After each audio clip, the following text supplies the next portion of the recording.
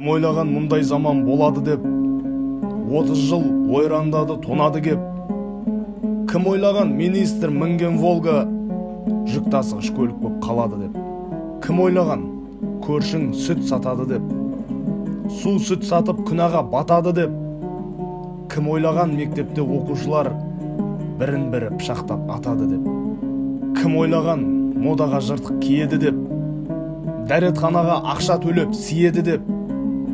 Кім ойлаған, о тәңірім өзің сақта, еркекке еркек қатын боп тиеді деп. Кім ойлаған мал қиы пұл болады деп, топырақ қи сатып қалта толады деп. Кім ойлаған күнкөріске адамдарың мұхит асып шетте құл болады деп. Бұрындары мұндай пәле жоқ болатын, ел жұрттың қарындары тоқ болатын.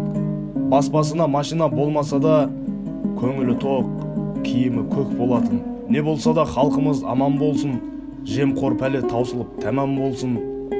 Ұшқан құс қой үстіне қайта қонып, бозторғай жұмыртқалаған заман болсын ағайын.